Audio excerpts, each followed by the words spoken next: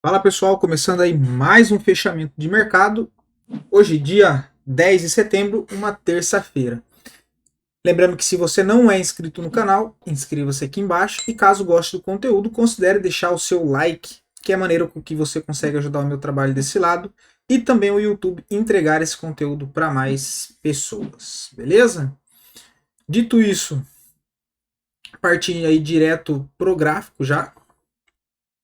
A Ibovespa, pessoal, ainda segue processo de correção normal. A gente vê que desde o final da semana passada, meio da semana passada, a gente vê com volume caindo do Ibovespa, o que é normal para uma correção.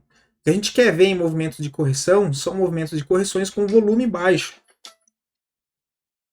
né? São correções com volume baixo. Então, por enquanto, correção saudável do Ibovespa, ainda segue o contexto que a gente já vem trabalhando. A possibilidade dele fazer uma correção um pouco mais ampla, que correção essa seja para a região dos 132 e 600 aos 131 mil pontos, considerando aqui a FIBO da última movimentação de alta, que a gente já comentou, que vai alinhado com a correção do semanal. Por enquanto, movimento normal, hoje baixa volatilidade, baixo volume também, nada mudou por enquanto no Ibovespa. Já o dólar, uma reação um pouco melhor, uma alta de 1,19, mas ainda não acionou um pivô de alta. A gente vê que já estrutura uma LTA, ou seja, uma linha de tendência de alta no curto prazo. Volume abaixo da média. Para acionar um novo pivô, precisa romper os 5.700, tá? Os 5.710, para abrir espaço para buscar o topo anterior. Tá? Por enquanto ainda não acionou o pivô, mas frente aqui os outros dias, a gente já consegue ver um dia que foi um pouquinho melhor. Né? Uma barra aqui mais expressiva, mesmo com volume baixo, bastante corpo, pouco pavio. Cara de vir para tentar romper esse topo dos 5.708, tá? Dando uma olhada lá fora,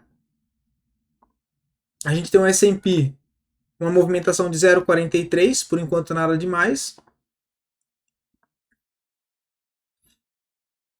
Para retomar viés positivo só no pivô de alta acima dos 5.680. Dow Jones 0,24, então também bem fraco no dia de hoje, congestão em topo. O índice da Nasdaq 0,74 de alta, também nada de interessante, só se romper a LTB lá em cima. O Brent, tá, o petróleo, caindo não, né, 0,62 positivo. Mas ontem, olha, depois que a gente gravou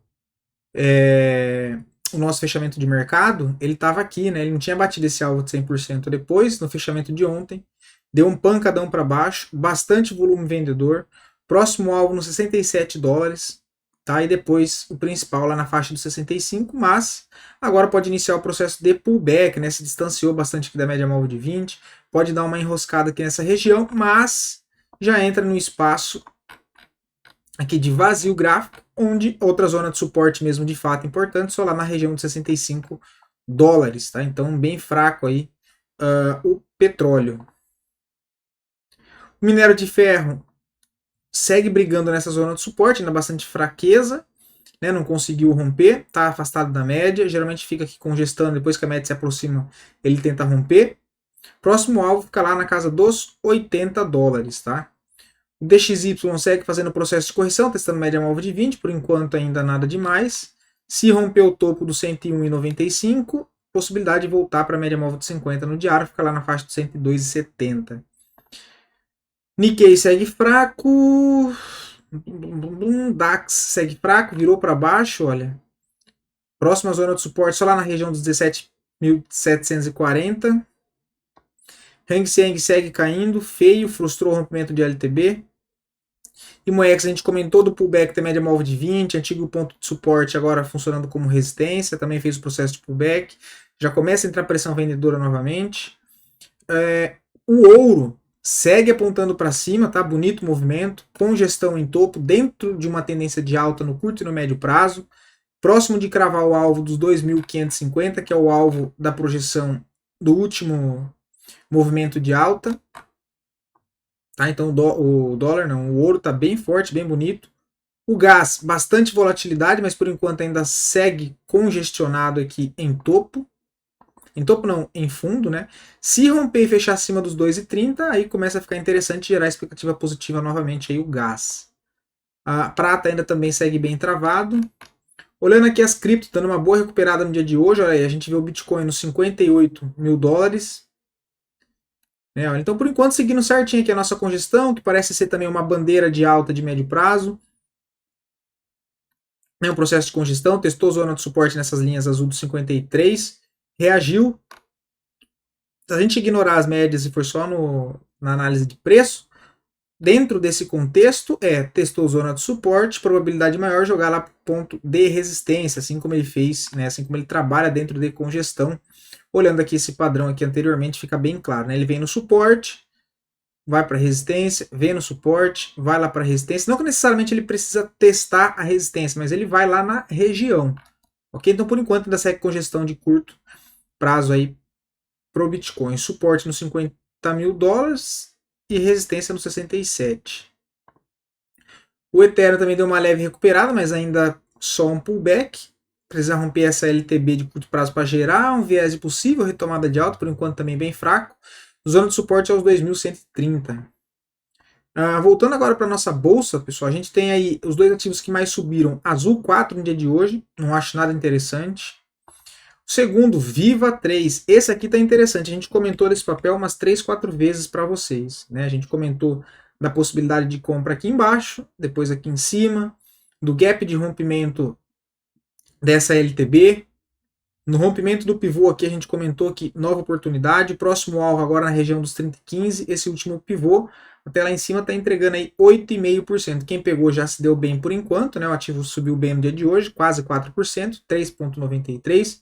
Papel bem interessante, a gente comentou, desde quando ele rompeu essa congestão aqui em fundo, que também considera um OCOI, né? Que é um padrão de ombro, cabeça, ombro invertido, um padrão de reversão de uma tendência de baixa para alta, tá? Então a gente consegue ver aqui, olha, ombro, cabeça, ombro invertido, acionou esse padrão aqui no rompimento, onde a gente também comentou com vocês, e projetando esse padrão para cima a partir do rompimento, o alvo aqui nos 30 com 0,15, que inclusive é zona de fechamento de gap.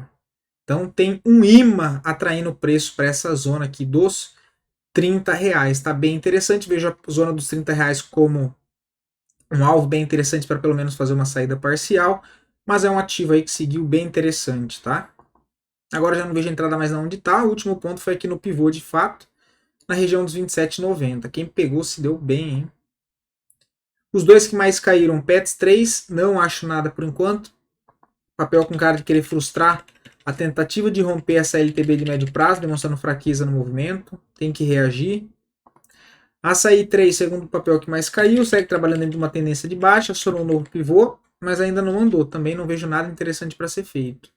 Agora passando pelas ações a pedido de vocês, lembrando que se você aí quiser ver análise de algum ativo em específico, só deixar aqui nos comentários que eu trago análise para o dia seguinte, ok? Vale 3, a gente comentou de possibilidade de venda, né? Em Vale 3 e em Embrap 4, já está rolando. Em Vale 3 não, perdão, acho que foi só em Embrap 4, tá? Em Vale 3 a gente não achou nada interessante, porque apesar dessa vendinha de pullback, tem zona de suporte aqui para baixo, né? Então não acharia interessante, ainda sigo não achando, tá? Para quem já está vendido por algum motivo daqui de cima, aí ficou muito bem posicionado, tem uma zona de suporte, dá para fazer uma parcial lá no 55,40. IRBR3 segue processo de correção, também por enquanto não vejo nada, eu gostaria, né, aqui eu ficaria de olho no semanal. Quando essa média móvel de 9 semanal aproximar do preço, aí eu começo a achar interessante novamente alguma possibilidade de entrada em IRBR. Principalmente se ela voltar a testar esse antigo topo aqui, olha, na faixa dos 45,20. Essa média móvel de 9 está aqui próximo, ele fazer um pullback até aqui pode ficar bem interessante, tá? Mas por enquanto não vejo nada interessante. Agora sobre RRP3, cara, agora que eu fui ver que deve ter trocado o código, tá? Eu não sei para que código foi, porque essa aqui é a última cotação do gráfico aqui, dia 6/9, né? Vamos ver se eu colocar 3R Petroleum, vai aparecer.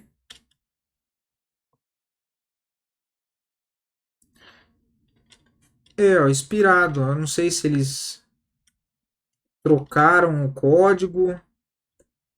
Não sei, tá, pessoal? Não sei, mas a pergunta foi do porquê que estava caindo, muito relacionado com a questão do petróleo caindo lá fora também, tá? Então isso diretamente ou indiretamente acaba atingindo aí os papéis relacionados a esse setor, tá? E também, assim, para ser bem sincero, se a gente está falando de trades de curto prazo, de operações de curto prazo, pouco importa o porquê está subindo ou o porquê está caindo, tá? Se dá o setup de venda, você vende, e se der o setup de compra, você vai comprar. O motivo de estar se movimentando não importa muito quando a gente. Não importa muito, não. Não importa quando a gente está tratando de trades de curto prazo.